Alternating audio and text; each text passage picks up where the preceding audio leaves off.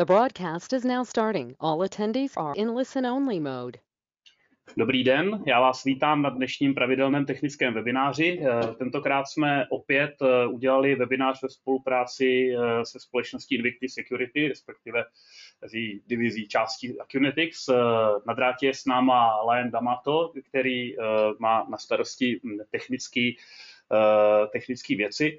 To znamená, dnešní webinář bude opět v angličtině. Cíl celé ty věci je dát vám nějakou představu o tom, jak se připravit na poměrně bohužel očekávaný stav, kdy vám Muted.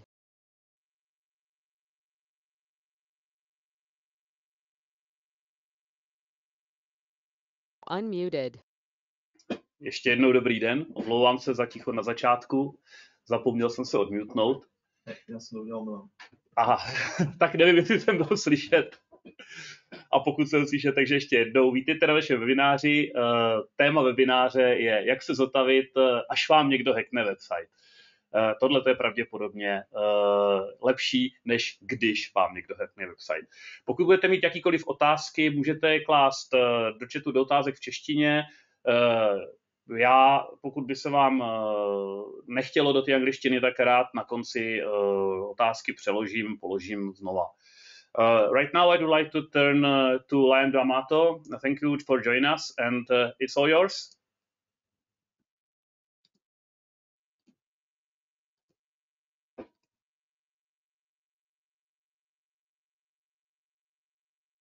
Okay, can you hear me now?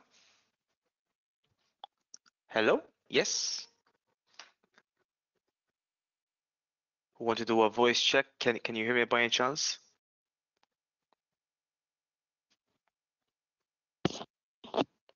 Unmuted. Hello? Can you hear me? Yes, we do. Okay, great. Okay, so first of all, thank you everyone for joining today's webinar on how to recover a hacked website event.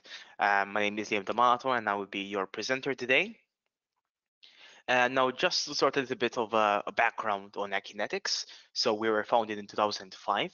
We are the pioneer leader in automated web security scanning. We offer a dynamic solution that's capable of handling any company size. In fact, some of our customer portfolio varies from Visa, Panasonic, Deloitte, NASA, Coca-Cola, Huawei, and so on. So going through the meeting agenda. So first of all, we're going to a little bit of introduction about how to recover from a hacked website event.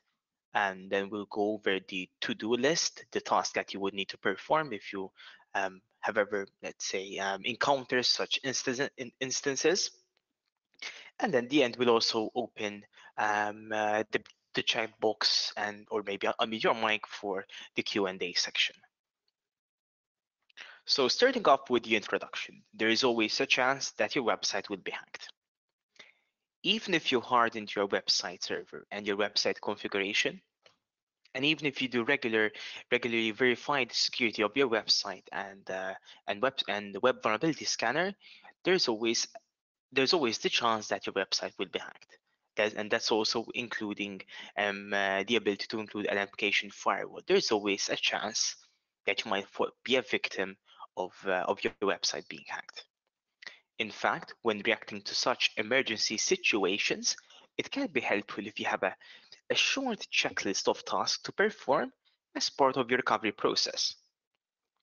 If you do the right things and in the right order, you have the biggest chance to successfully completely recover your website and obviously avoid such instances in the future. Going through the checklist, so we have a mixture of preparation actions and also actions that require a specific action. So we have the first one, so we have the making a reaction plan. After making the reaction plan, we'll be moving to creating our battle sheet. We'll then be taking our system offline. This is our first action, taking our system, our website offline from being accessible. We'll then be preparing our clone system to a testbed or staging server. Scan our website for vulnerabilities, taking actions on the vulnerabilities detected to fix them. Bring the fixed version back online. monitor your new and improved website, and lastly, making a reaction plan for future events. So that is in reality the checklist in a very short summarized way. But let's go into every point and let's see what these are basically entitled us to do. So making a reaction plan. You have to acknowledge that if you have been a victim of such an event, this type of situation might have happened some time ago. So it will not matter if you react after 30 seconds or after 15 minutes. Staying calm is the best step towards making the right decision to mitigate the event, the damage, and ensure the situation that doesn't get worse. In fact, in these situations, it would be essential to take a few minutes to think things through to get the most out of the incident. The last step in the reaction plan is to create a checklist of all necessary steps you need to take action on. It is very important to preserve the current situation of your website and its underlying data to give you the best chance to eventually understand how the breach was enacted. It is very critical to avoid making any rapid changes, since this can alert the attacker, and the attacker might either cover their tracks and use the same access vector to infiltrate your website the next time, or he can even cause more damage to your website. Collect information and tools necessary to administer your website and its underlying component, eventually to gain back control. The next preparation that we would need to do is we need to create a battle sheet. Basically, if you're going into a security battle, you must ensure that your armory is populated with a complete arsenal of weapons. In security, this means having access details and relative credentials for your website, having file names and paths for any configuration files which may contain information that governs access to your website or to other systems which your website may connect to or integrate with. And this will also include gathering access details and relative credentials for your operating system or the platform underlying your website. Finally, and very important, would be to write down telephone numbers, email address, support portals information for any vendor providing you with web server or any underlying layer, including identification tokens or PIN numbers, for the developers to reach the developers for resources for you to engage to eventually understand the code change and fix the programmatic code on your website. Taking your system offline. Now, this might seem easier to say than done. It is very important that you stop the damage the hack may have caused by taking your server offline. It is in fact very important that before you take your system offline, make sure that you have carefully compiled your battle sheet with all necessary information for you to continue accessing the system even though it's offline. And this basically the battle sheet is the points that we have covered in our previous slides. That basically includes gathering file name and paths for your configuration files, getting access details for your credentials of your operating systems, in a way having even hardware access for, let's say, having the lights out access control, and also certain contact information such as telephone number, email addresses of vendors that you might be using. Okay. Now, okay, so obviously specific steps that you need to take your system offline will depend whether you are using, in fact, a hosted company or whether your website is located at your own company premises. This will allow your tech team to properly diagnose the issue as well as to assess the damage that was caused on your website. If possible, also change credentials related to your server, which allows access, and implement restrictions until the breach can be found and dealt with. Going to the next section, cloning your system to a testbed or staging server. To eliminate the effect of these risks, you will clone your system to completely separate testbed or staging server. This testbed should not be located at a hosting provider because it must be isolated from any public IP address space to ensure that it cannot be reached from the outside, and your cloned system itself cannot access or affect any third parties. Any system used in the cloned system will need to connect to the same private IP address space as the clone for the purpose of running the test, for running the scans. Getting hacked is one reason why it's always important to keep backups. It is in fact mission critical to keep current testbed working backups at all times. Not having backups could mean you could suffer irreversible data loss, and as we have seen through instances that obviously big companies have suffered such instances, and the effect and the damage that certain unbackupped files are not kept, the damage it has caused. Now, some of your investigation tasks will involve running tests on your website to understand eventually where and how the system was penetrated. Hence, we have the coined phrase pen test or pen testing.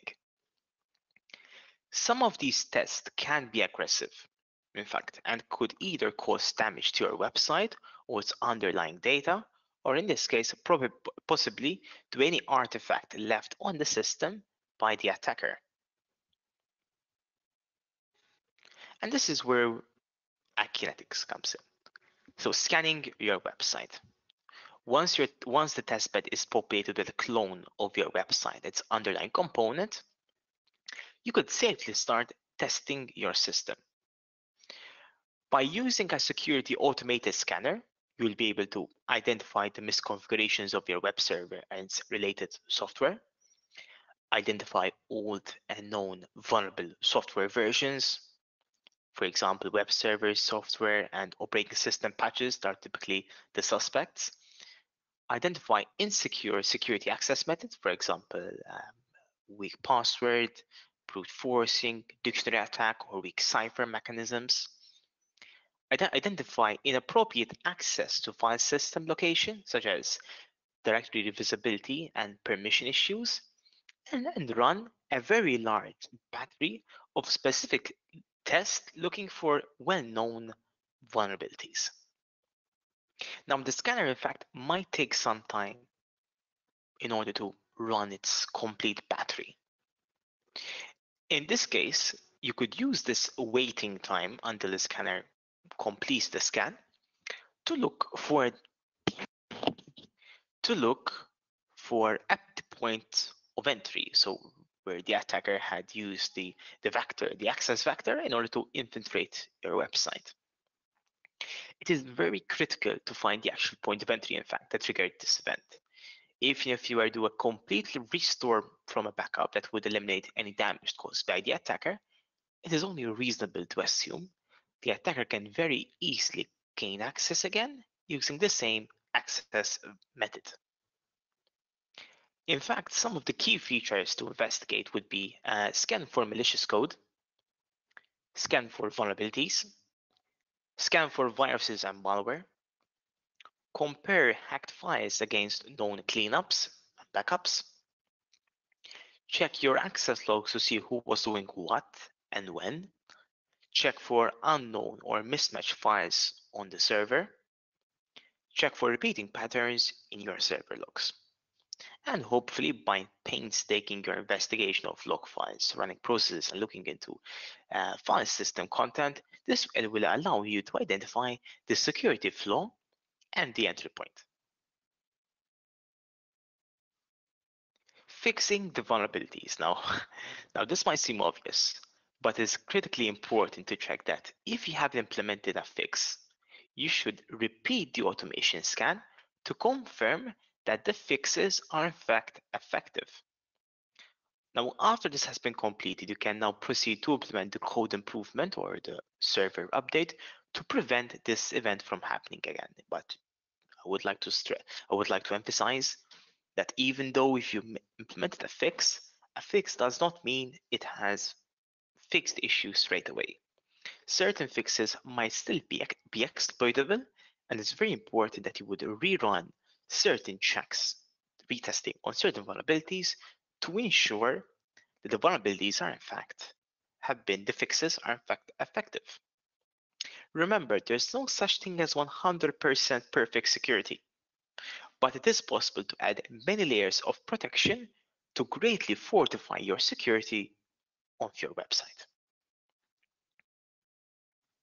In fact, going through some of the features of Acunetix, so first of all, we can detect around 6,500 plus web vulnerabilities. We have our deep scan crawling engine in order to identify the site structure and then implement certain checks on the locations identified. Our Acumonitor, our out-of-band web security technology, that's capable of detecting vulnerabilities that not provide a response to the scanner during the scan, so it might take some time until it can detect the vulnerability, such as, let's say, server-side request forgery. We also can integrate with OpenVAS, which basically provides us the option to also run around 50,000 network vulnerability checks. Our unique technology AccuSensor, our interactive application security tool, our IAST gray box scanning tool, it is a web server component that enables you to run a much more comprehensive scanning and identify more confident vulnerabilities, and providing you the exact line code number where the vulnerability is, together with the payload or the stack trace that was used to identify the technology. Our malware detection, so we can also work in conjunction with antivirus engines such as ClamAV and Windows Defender to run malware scanning. The ability to create multiple users on the system, so in this case you could have the option to have multiple team members segmented into different groups and having different permissions that they can perform. Compliance reporting, you can generate standard or compliance reports which are available in PDF or HTML, such as the OWASP, the HIPAA, the ISO.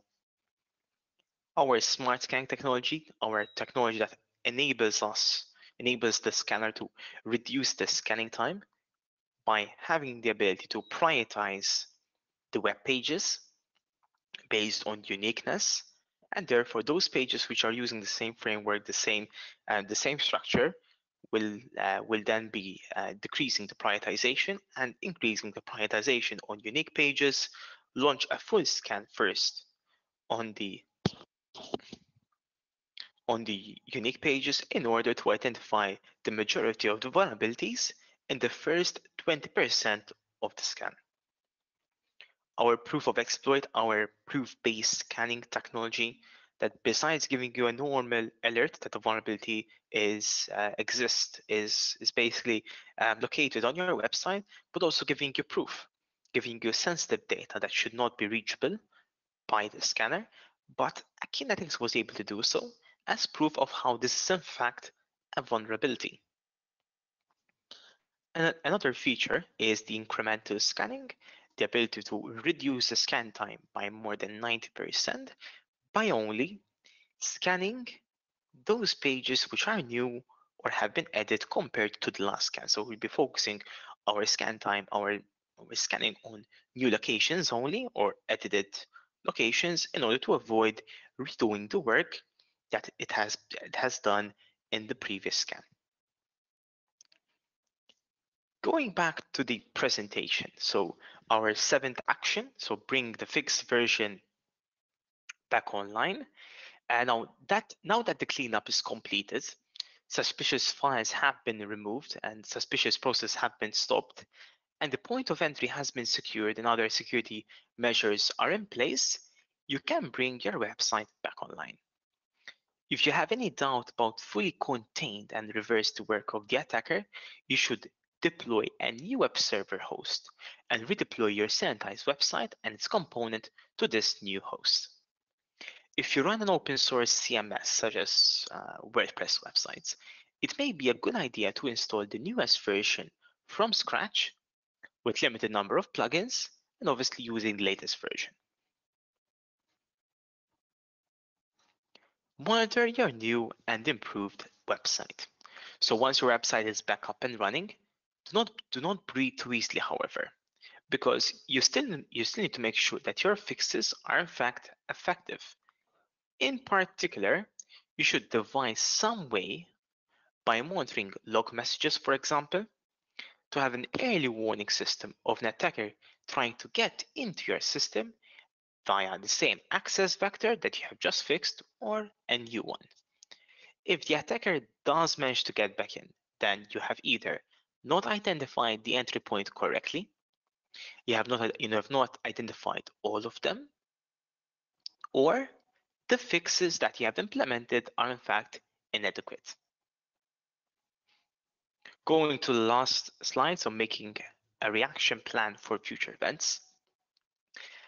After you have completely recovered from this horrible event and completed all the tasks related to this event, you should revisit this section, review the reaction plan you made for this event, and use it to build a recovery procedure for any future events. In reality, this means passing on the knowledge on what you have learned. This will allow you and other members of your support team to work more effectively and efficient to handle your next, hopefully not, hacked website event. Thank you for listening, and yes, so now that we have went through the presentation, we can now open the QA section. Feel free to ask any questions related to the presentation or about the Acunetix products, or any questions that you might want clarification on. Okay, dobrý den, ještě jednou. Pokud máte jakékoliv otázky nebo komentáře k tomu, co jste právě teďka slyšeli, tak se nebojte ptát, klidně se zeptejte i česky, já se pokusím otázku případně položit znovu. Osobně bych z celé ty věci vypíchnul jednu věc, a to je v podstatě konec té prezentace, která říkala, podívejte se, až to spravíte, tak čekejte, že se to může stát znova a retestujte. To je věc, kterou jsem si poprvé zažil už někdy před 20 lety, a takový ten pocit, že jsem to spravil a je to spravený, tak bohužel netrhal dlouho, takže asi tak. Každopádně děkuji Liamovi za jeho čas a prezentaci. Zatím žádné otázky. Liam, it looks that there are no question yet from my side, or isn't it? Or do you have any? Then in that case, obviously, it's good that basically there are no questions. I'm just going to open Acunetix. In fact, I'm just going to go through very quickly through the tool when it comes to what vulnerability checks and how do we present the vulnerabilities detected in Acunetix. So first of all, I'm going to go in the scanning section.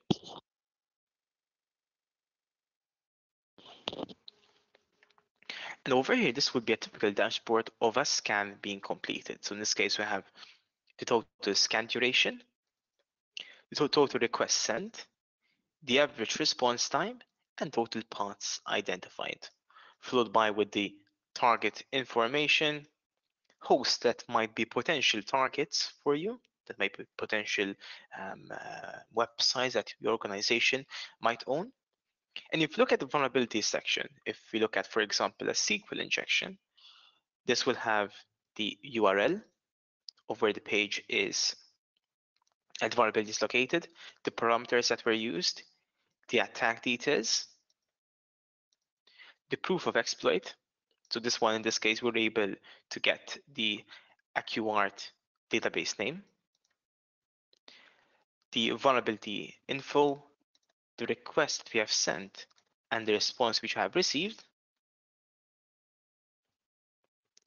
the impact of the vulnerability, how to fix it, and also classifications together with a detailed information about the vulnerability and also web references.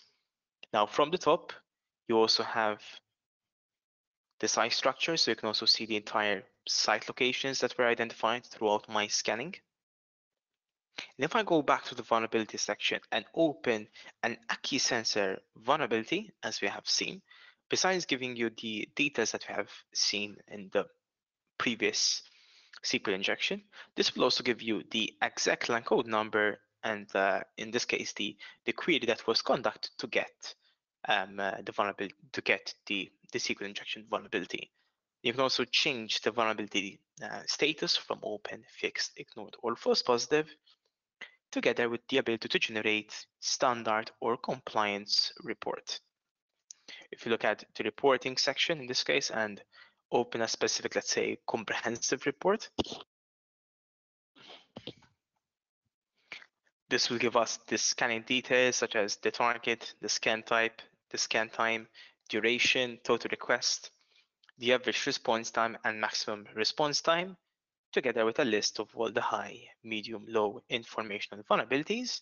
And we can also go to a specific vulnerability, get the info, get the impact, the request, and also the response which we have sent and received. When it comes to the exportation of a scan, there is also the ability to patch your web application firewall based on the vulnerabilities detected as a temporary workaround for Citrix, F5 Big IP, Fortinet FortiWeb, or Imperva Secure Sphere, and we should also be including AWS web patching. Now, Acunetix also supports the option to integrate with multiple issue tracking tools such as GitHub, GitLab, Jira, Azure TFS, Bugzilla, and Mantis in order to send and track your vulnerabilities from the issue tracking that, let's say, your development team use on a day-to-day basis. Now, that was a quick run through on the vulnerabilities section only. If we go in the scanning configuration, there's a selection of configuration that you can set, such as the scan speed, so the aggressiveness that you would like to launch on your website. The authentication part, so also running an authenticated scan using our login sequence recorder macro recording by recording yourself doing the login actions, recording it, and then applying it to your scan in order to also look and check for password protected areas. We also support OAuth 2 configuration, the ability to launch a business logic recording as part of your scanning.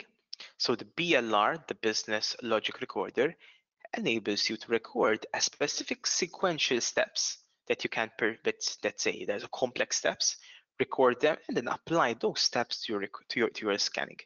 So let's say you have an e-commerce website and you would like to get to the payment page, you could record yourself doing the transaction in order to get to the specific endpoint, in this case, the payment page. The ability to exclude certain portions of your website from being scanned, include the import files, let's say through importing, let's say, a Swagger, a Postman, a JSON file, or a GraphQL. And then obviously when it comes to the scanning, you could run a full battery scan or also specific, like for example, new vulnerabilities, high risk, high, medium, cross-site scripting, sequence, specific checks that you might want to run. With the option to also schedule the scan for a future date with a specific time,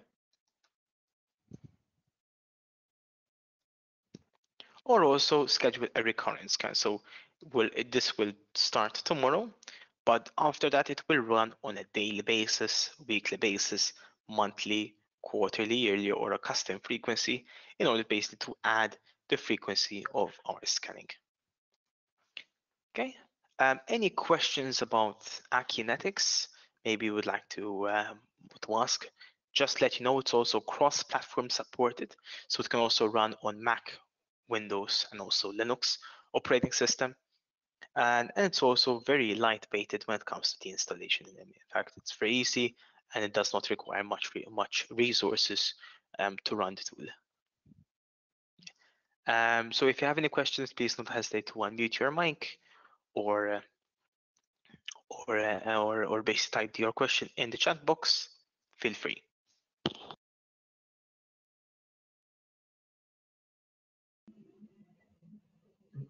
Liam, do you see the questions or should I reread the question? I'm not seeing the question. Maybe you could read them for me. The question was, do you have a possibility to make just one scan? Of course, yes. You can have the option to either trigger a single scan, so an instant scan, a future scan, one scan for a future date, or a recurrent scan, multiple scans with a specific daily, weekly, monthly frequency. So yes, you can have the option to run a single scan and once, and that's all, yes. The question was not to have a prepaid service, but one-time fee. I'm afraid that is not true, but I will keep it up to you. Oh, understood. So in that case, just run one scan and that's it. That would not be possible since our license mechanism, our license scheme, how it works is basically would have the ability to purchase, let's say, certain target slots, and then run multiple unlimited scans on those, let's say, 5 websites or 10 websites, depending on the license key, the slots that you buy in your license key. Oh, thank you. So another question from Mr. Straka. The questions about CAPTCHA. First, how to scan web applications with CAPTCHA enabled. And the second, how to scan vulnerabilities of CAPTCHA libraries. Okay, so if you have a reCAPTCHA or a 2FA or an OTP type of extra security barrier as part of your authentication, there are multiple ways that you could go around this. So an easy one would be to create an account and having the account whitelisted from MFA or 2FA, since you would like to continue with the automation approach. If this is not possible, you can also make use, if you have OAuth 2 configuration, so you could bypass your authentication using OAuth configuration, or there's also a more manual way, if you would like, in the login sequence recorder by adding a manual step inside your authentication, placing it in the exact part. So if I run my authentication, it will execute each step as in a sequential way. It will then stop in the manual intervention section, ask me for an intervention, so let's say 211, click resume, and this will continue with the authentication. So that is how you could bypass 2FA, basically any extra security barriers that you might have on your website. Does it answer your question, Mr. Straka?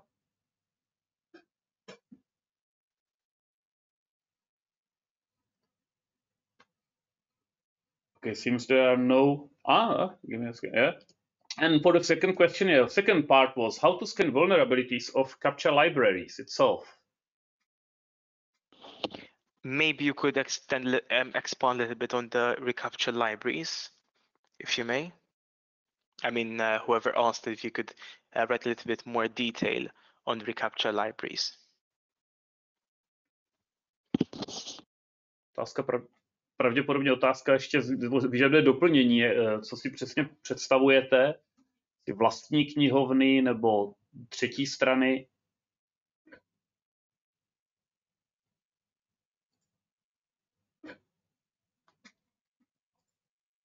Well, still waiting for clarification.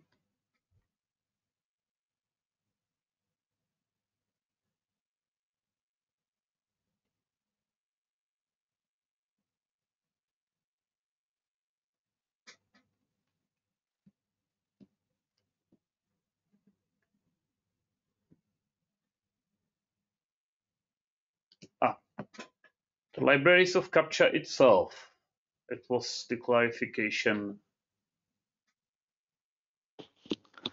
Oh, so in this case, I mean, reCAPTCHA libraries itself, I think we do have certain vulnerable checks on reCAPTCHA. Just go. So I'm going to open our complete vulnerability checks that we support, and these get updated on a monthly basis. So there is always new updates, new fixes included within the tool. Oops, this one.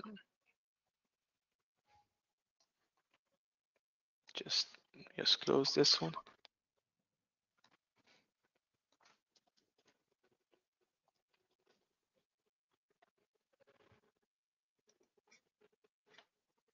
Okay, yeah, this one. So these are the web and the network. So let's go in the network section, and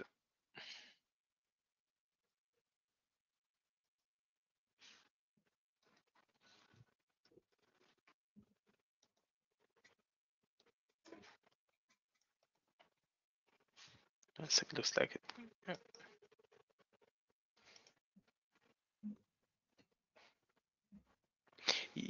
Yes, we do have certain reCAPTCHA checks when it comes to, in fact, WordPress websites in reality. So yes, I would say that yes, we do have certain checks to check for the reCAPTCHA library. In this case, from WordPress. I hope that answers your question.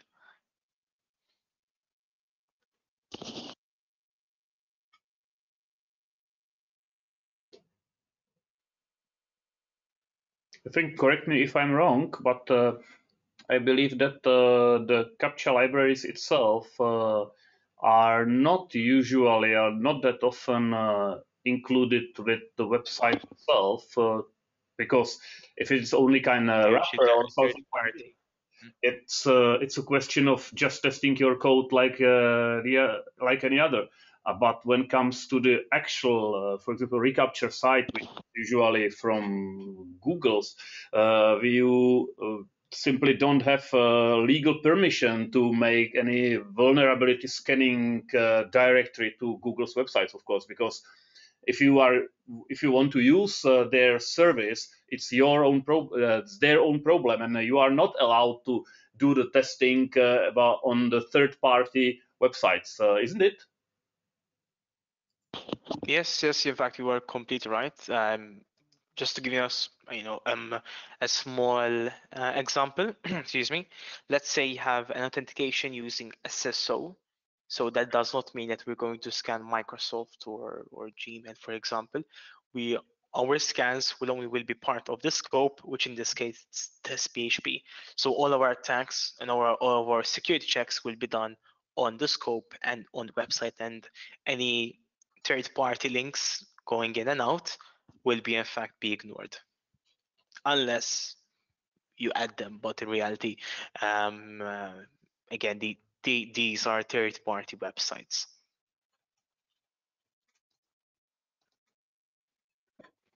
Okay, so hope it answers your question, Mr. Straka. I would say just one thing regarding the Acunetix, which I consider quite important, because when we touched this issue of reCAPTCHA libraries, which might be a part of of your website, and Liam shown us the web libraries which are part of WordPress, I think that we have to keep in mind that the general way of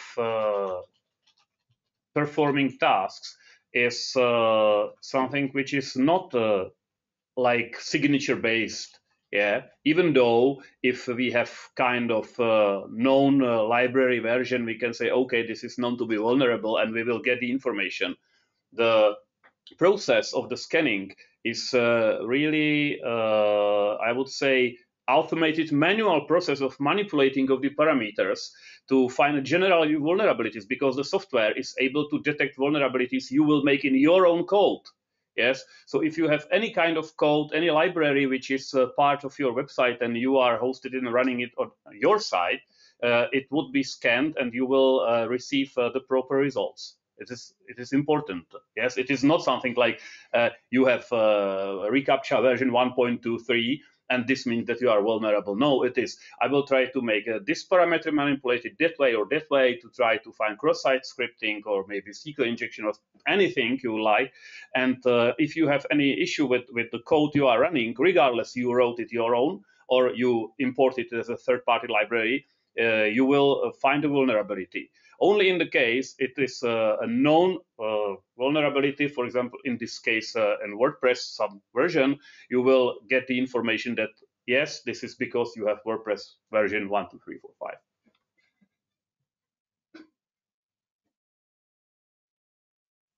Okay, seems that there are no other questions as of now.